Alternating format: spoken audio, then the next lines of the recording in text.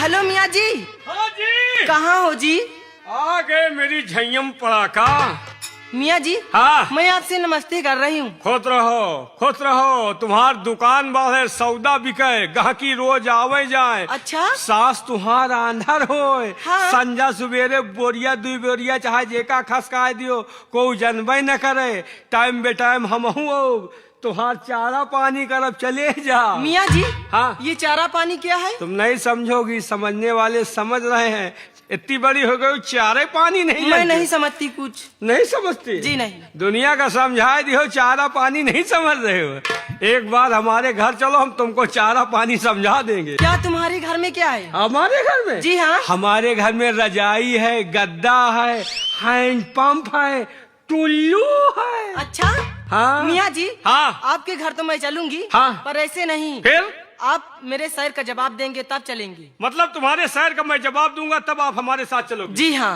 और अगर जवाब मान लीजिए नहीं दे पाए? अगर जो नहीं दे पाए हाँ। तो कान पकड़ के बाहर कर दूंगी। अगर नहीं दे पाए तो कान पकड़ के बाहर? जी। और अगर दे दिया तो पकड़ के अंदर? कहाँ को? कमरे के अंदर यार। चलिए ठीक है। हाँ बोलिए, सवाल क्या है? कि मोहब्बत रंग देती है। हाँ। मोहब्बत रंग देती है जब दिल से दिल मिलता है। अच्छा, क्या बिल से बिल मिलता है? अरे पागल, बिल से बिल नहीं। हाँ। जब दिल से दिल मिलता है। अच्छा, हम कहीं बिल से बिल मिलता है। मोहब्बत रंग देती है। हाँ। जब दिल से दिल मिलता है। हाँ। और जिसकी चाह होती है वो बड़ी मुश्किल से मिलता है। मतलब जिसकी चाह होती है बड़ी मुश्किल से, बड़ी मेहनत से मिलता है। जी। मोहब्बत तबे रंग लावत है। हाँ। लेकिन हमारा भी आपसे कहना है। क्या कहना है? न दौलत से मिलती है, न दौलत से मिलती है। अच्छा? मेरे दोस्तों गौर कीजिए, मोहब्बत क्या चीज है। न दौलत से मिलती है, न शोहरत से मिलती है।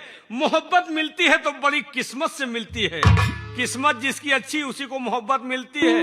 नहीं बहुत जने फंसाए और दूसरे से काम इधर है। अच्छा चलिए ठीक है। न दौलत से मिलती है, न शोहरत से मिलती है। मोहब्बत सबको बड़ी किस्मत से मिलती है। और वो दादाजी तुम्हारे ऊपर क्यों मर रहे हैं? क्यों मर रहे हैं जी? तुम नहीं समझ रही हो। नहीं। तुम्हारी शकल उनकी औरत से मिलती है। अच्छा।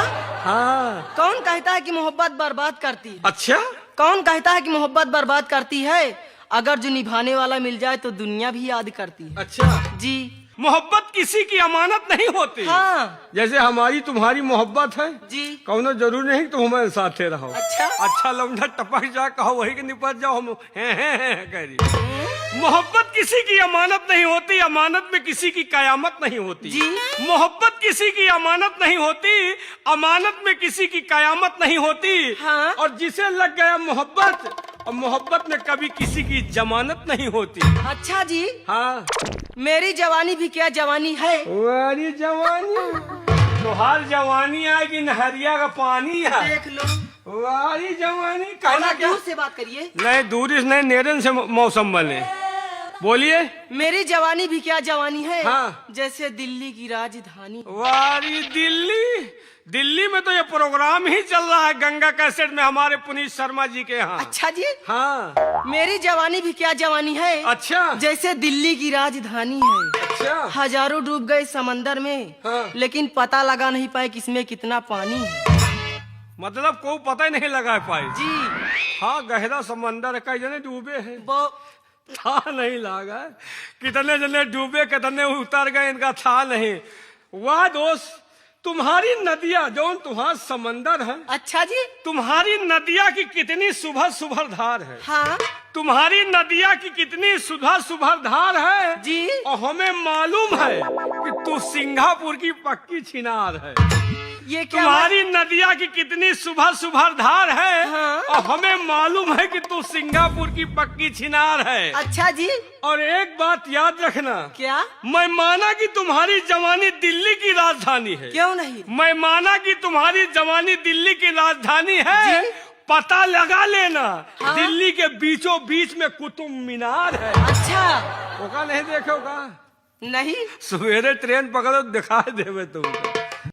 ये दिल दो किसी एक को। एक को? जी हाँ। अच्छा। और वो भी किसी नेक को। हाँ। ये मंदिर का प्रसाद नहीं है मियाँ जी। हाँ। जो बांट दूं मैं हर एक को। मतलब ये दिल कितना बड़ा तुम्हारा दिल है। देख लो। हाँ देख तो संजय से ही खोपड़ी खराब ये क्या है। देख रहे हो? मतलब ये दिल दो किसी एक को, वो भी किसी नेक को। जी हाँ। और मान लीजिए वो नेक ना मिला तो क्या? उसके लिए जुगाड़ है। क्या? ये दिल दो किसी एक को, वो भी किसी नेक को। अच्छा।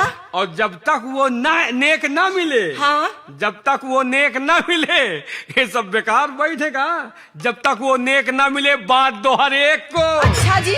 हाँ। तुम समझते क्या हो अपने आप को? अच्छा। तुम समझते क्या हो अपने आप को? हाँ। और मैंने एक दिन दूध पिलाया है तुम्हारे बूढ़े बाप।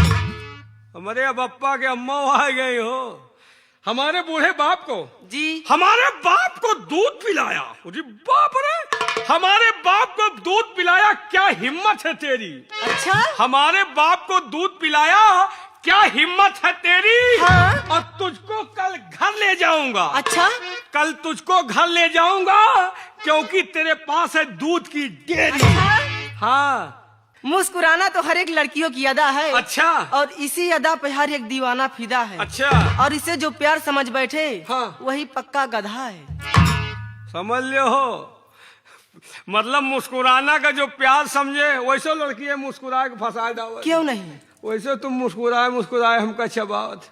अच्छा लेकिन मुस्कुराना तो लड़कियों की अदा है जी। और जो इसे प्यार समझे वही पक्का गधा है। दूसरे का नहीं, तुम अमहन का कह रहे हो। और एक बात याद रखो। क्या? जिसे तुम गधा समझती हो। अच्छा। हम एकदम झंडू बाम हैं। बेकार। जिसे तुम गधा समझती हो, हाँ, वही तुम्हारी एक दिन मांग सजाएगा। अच्छा। जिसे तुम गधा समझती हो, वही एक दिन तुम्हारी मांग सजाएगा। हाँ, और तुम्हें छोटी छोटी बच्चों की अम्मा कहलाएगा। तुम्हें छोटे छोटे बच्चों की अम्मा कहलाएगा। और तुम अपने आधार कार्ड से नाम कैसे कटवाओगी मैडम? कैसे जी? क्योंकि एक दिन इसी गधा की तुम गदही कहलाओगी। मियाँ जी। हाँ। मैं मान गई आपको। अबे कहाँ मानी हो, धीरे धीरे मान जाई हो। मैं मान गई। हाँ। चलिए, आप भी जीत गए, मैं भी हार गई। हार गई? जी हाँ। तो फिर एक काम करो। क्या? पकड़ के अंदर करो। क्या? कमरे के अंदर। अच्छा चलिए, ठीक है, कर लूंगी। हाँ, लेकिन ऐसे नहीं, कुछ कहते हुए चलिए। चलिए ठीक है। हाँ। कहना क्या मास्टर जी? क्या कहना है? ओ आई सुहाग रात जहिया। मेरी घबराओ ना, घबराओ ये क्या ना। कर रहे हो? हिम्मत बांधो, गंगा मैया बेड़ा पार करी। अच्छा। हाँ। सुनिए। हाँ। ओ आई सुहाग रात जहिया। क्यों बनी? ओ चर चर कारी चरपैया। ओ देवा मुचिकाई करी हैया ए बालम। देवा मुचिकाई करी हैया ए बालम। लइहा बंगलिया से दावैया ए बालम। ये रानी।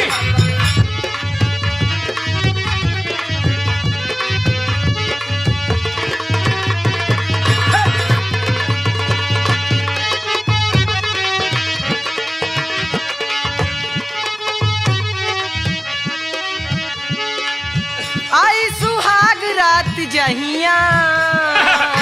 चर चर कारी चरपैया। सुहाग रात में चार पैसा देवा चलता मुचिकाई करी हैया ए बालम। देवा मुचिकाई करी हैया ए बालम। लइहा बंगलिया से दावैया ए बालम।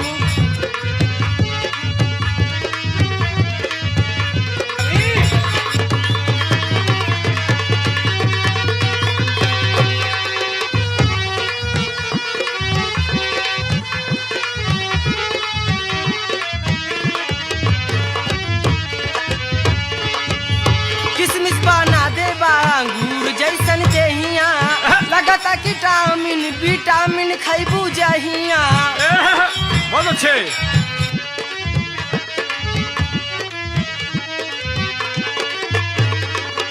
किसमिस बना देबा अंगूर जैसन देहिया। लगता विटामिन विटामिन खैबू जहिया। भारी जब टूटे अंगड़ैया ए बालम। भारी जब छूटे अंगड़ैया ए बालम। लइहा बंगलिया से दवैया ए बालम।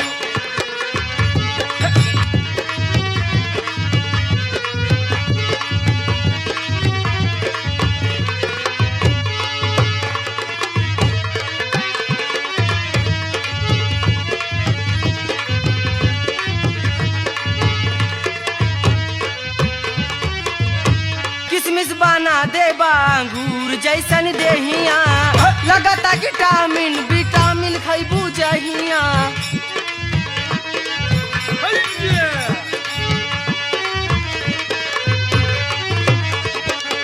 भर जब टूटे अंगड़ैया ए बालम भर जब छूटे अंगड़ैया ए बालम लैहा बंगलिया से दवैया ए बालम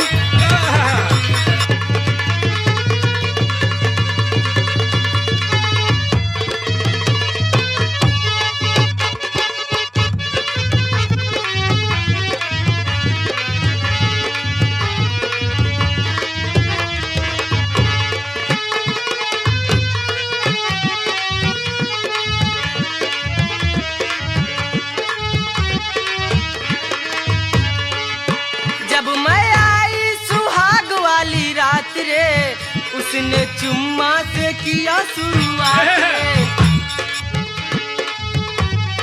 सुन रहे हो मियाँ जी? हाँ हाँ हाँ सुन रहा हूँ भाई।